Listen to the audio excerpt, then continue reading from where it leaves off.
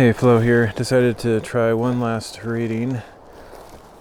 Since there's going to be possibly an interesting sunset with these clouds. I might just wait to do the reading though. I don't know. Because if the clouds are going to get super purple and pink in like 10 or 15 minutes or more, might be worth waiting. I think the sunset doesn't even actually happen for another 20 or 25 minutes, something like that. So I'm tempted to wait. Or I could do one reading now and do even another one after this. I'm not sure. Not sure what to do. Let's see. Because how it looks now is probably going to be it'll probably look even better later if the clouds have some massive color in a while. I don't know. I think I'm just going to do a reading now, and then I can always do another one. This one might be kind of ho-hum in comparison, so that's fine. Let's do a bunch of readings here. So far, they're all short ones, so I'm getting quite a bit of reading done, which is cool. Okay, so let's see. Continuing where we left off, we got Zechariah 12 to 14 and Revelation 13. It's another short one. So maybe I'll have time for even another one after this. We'll see. I think if I stand about right here, I'll be in the shot. Zoomed in a little bit further from the last one.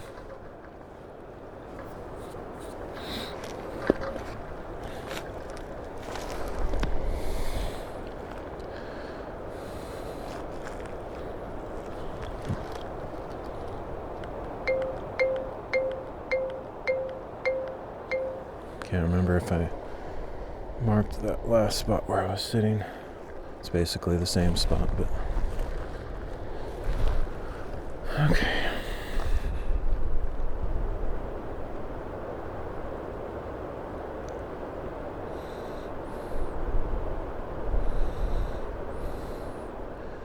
Zechariah chapter 12. This is the burden of the word of the Lord considering.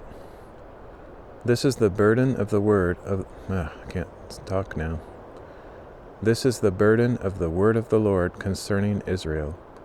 Thus declares the Lord, who stretches out the heavens and lays the foundation of the earth, who forms the spirit of man within him. Behold, I will make Jerusalem a cup of drunkenness to all the surrounding peoples. Judah will be besieged, as well as Jerusalem. On that day, when all the nations of the earth gather against her, I will make Jerusalem a heavy stone for all the peoples. All who would heave it away will be severely injured. On that day, declares the Lord, I will strike every horse with panic, and every rider with madness. I will keep a watchful eye on the house of Judah, but I will strike with blindness all the horses of the nations. Then the leaders of Judah will say in their hearts, the people of Jerusalem are my strength, for the Lord of hosts is their God. On that day I will make the clans of Judah like a firepot in a woodpile, like a flaming torch among the sheaves. They will consume all the peoples around them on the right and on the left, while the people of Jerusalem remain secure there. The Lord will save the tents of Judah first, so that the glory of the house of David and of the people of Jerusalem may not be greater than that of Judah. On that day the Lord will defend the people of Jerusalem, so that the weakest among them will be like David, and the house of David will be like God, like the angel of the Lord going before them. So on that day I will set out to destroy all the nations that come against Jerusalem. Then I will pour out on the house of David and on the people of Jerusalem a spirit of grace and prayer, and they will look on me, the one they have pierced.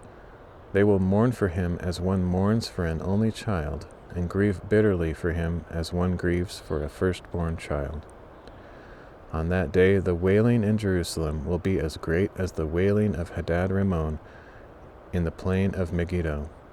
The land will mourn, each clan on its own, the clan of the house of David and their wives, the clan of the house of Nathan and their wives, the clan of the house of Levi and their wives, the clan of Shimei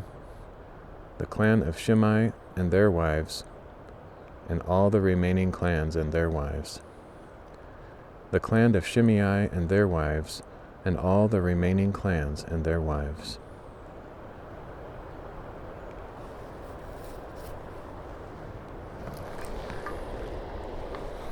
This might be pretty nice.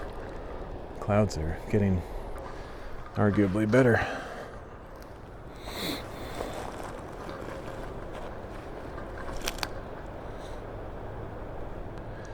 Zechariah chapter 13. On that day a fountain will be opened to the house of David and the people of Jerusalem, to cleanse them from sin and impurity. And on that day, declares the Lord of hosts, I will erase the names of the idols from the land, and they will no longer be remembered. I will also remove the prophets and the spirit of impurity from the land. And if anyone still prophesies, his father and mother who bore him will say to him, You shall not remain alive, because you have spoken falsely in the name of the Lord. When he prophesies, his father and mother who bore him will pierce him through. And on that day every prophet who prophesies will be ashamed of his vision, and he will not put on a hairy cloak in order to deceive. He will say, I am not a prophet, I work the land, for I was purchased as a servant in my youth. If someone asks him, What are these wounds on your chest? He will answer, These are the wounds I received in the house of my friends. Awake, O sword, against my shepherd, against the man who is my companion, declares the Lord of hosts. Strike the shepherd, and the sheep will be scattered, and I will turn my hand against the little ones. And in all the land, declares the Lord, 2/3 will be cut off and perish, but 1/3 will be left in it. This third I will bring through the fire. I will refine them like silver and test them like gold. They will call on my name, and I will answer them. I will say, These are my people, and they will say, The Lord is our God.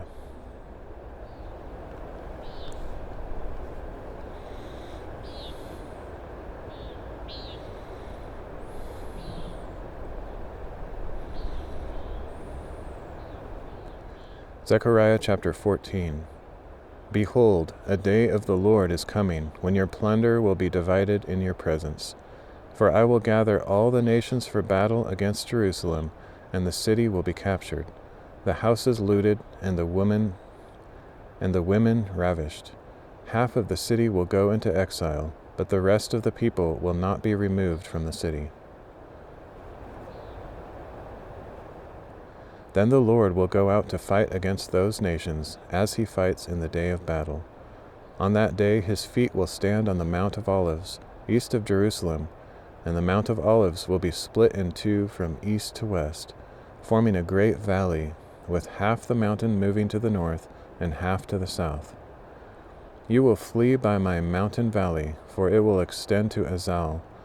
You will flee as you fled from the earthquake in the days of Uzziah king of Judah. Then the Lord my God will come, and all the holy ones with him. On that day there will be no light, no cold or frost. It will be a day known only to the Lord, without day or night, but when evening comes, there will be light. And on that day living water will flow out from Jerusalem, half of it toward the eastern sea, and the other half toward the western sea, in summer and winter alike. On that day the Lord will become king over all the earth, the Lord alone, and his name alone. All the land from Geba to Rimmon, south of Jerusalem, will be turned into a plain, but Jerusalem will be raised up and will remain in her place, from the Benjamin gate to the site of the first gate to the corner gate, and from the tower of Hananel to the royal wine presses. People will live there, and never again will there be an utter destruction. So Jerusalem will dwell securely. And this will be the plague with which the Lord strikes all the peoples who have warred against Jerusalem. Their flesh will rot while they stand on their feet, their eyes will rot in their sockets, and their tongues will rot in their mouths. On that day a great panic from the Lord will come upon them, so that each will seize the hand of another, and the hand of one will rise against the other. Judah will also fight at Jerusalem, and the wealth of all the surrounding nations will be collected, gold, silver, and apparel in great abundance. And a similar plague will strike the horses and mules, camels and donkeys, and all the animals in those camps. Then all the survivors from the nations that came against Jerusalem will go up year after year to worship the King, the Lord of hosts, and to celebrate the Feast of Tabernacles. And should any of the families of the earth not go up to Jerusalem to worship the King, the Lord of hosts, then the rain will not fall on them. And if the people of Egypt will not go up and enter in, then the rain will not fall on them. This will be the plague with which the Lord strikes the nations who do not go up to celebrate the Feast of Tabernacles. This will be the punishment of Egypt and of all the nations that do not go up to celebrate the Feast of Tabernacles. On that day, holy to the Lord will be inscribed on the bells of the horses, and the cooking pots in the house of the Lord will be like the sprinkling bowls before the altar.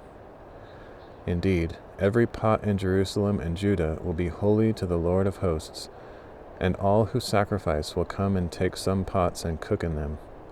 And on that day there will no longer be a Canaanite in the house of the Lord of hosts.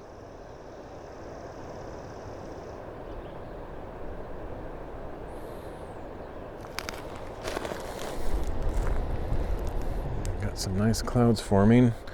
Unless they all blow away suddenly, you should have a decent color sunset here.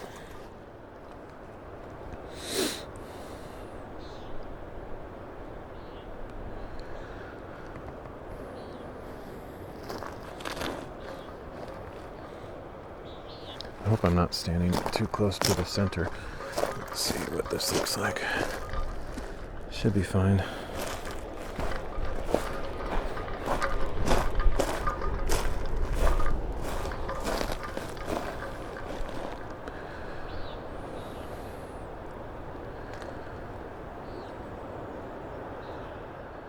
Revelation chapter 13.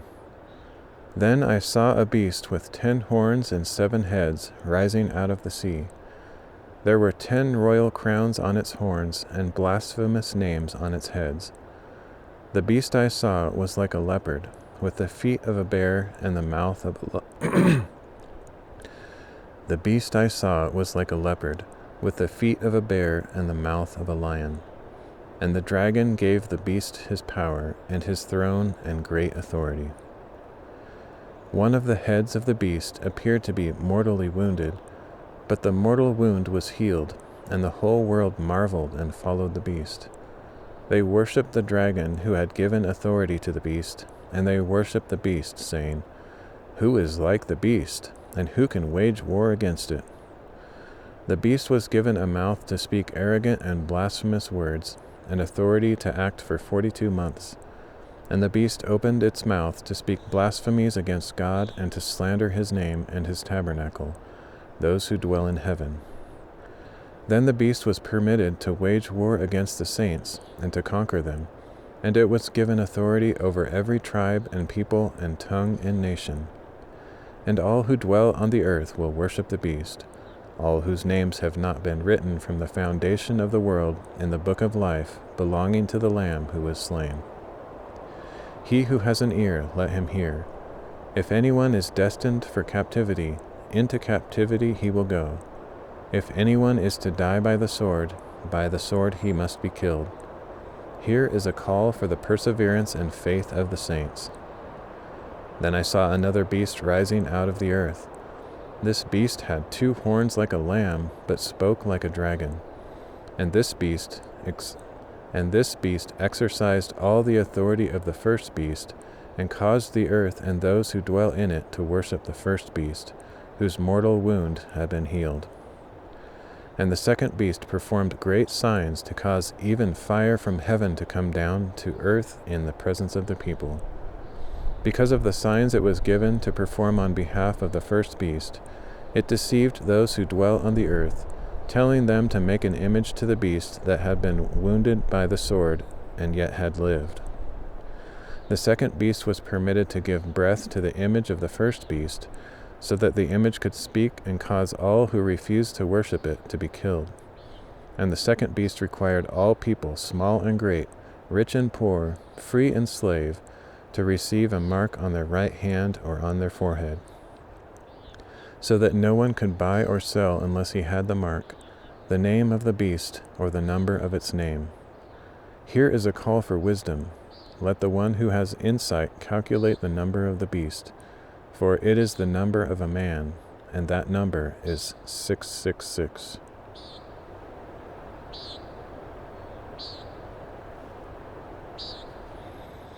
And that number is 666.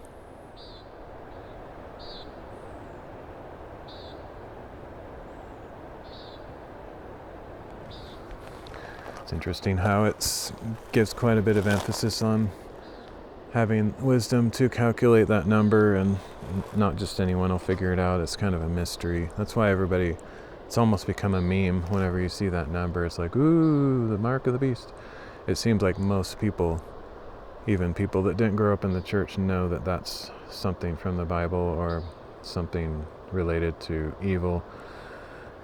But no one really knows exactly what it will be in the prophecies, like how it will play out in the real world. There's also some debate on whether it's actually that number or something else.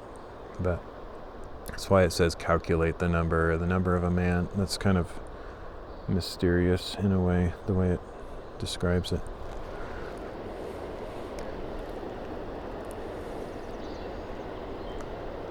Looks like it might be a nice sunset. I might just keep this stream going and do a second reading during this stream instead of restarting it. Let's see what we have next.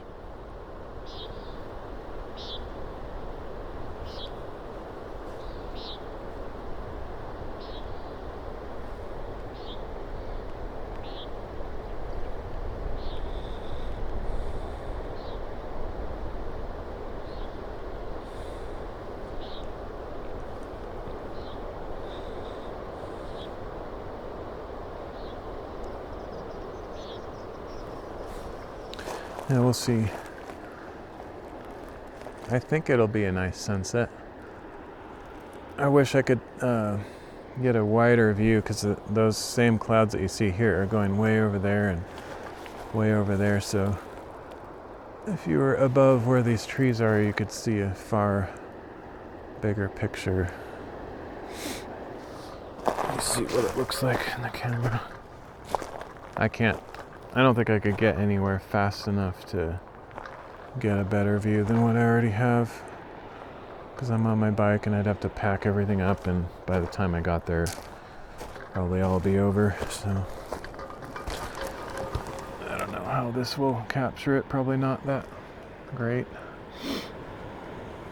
I could walk down the path a little bit to see if there's a bigger opening in the trees somewhere. It's possible. Maybe I'll do that. Just walk my stuff over there instead of trying to ride my bike and pack up. Alright, I guess I'll end this one after all, and then I'll start another one over there if I find a better spot. So yeah, thanks for joining me on this one. I'll maybe be back in a few minutes. Catch you later.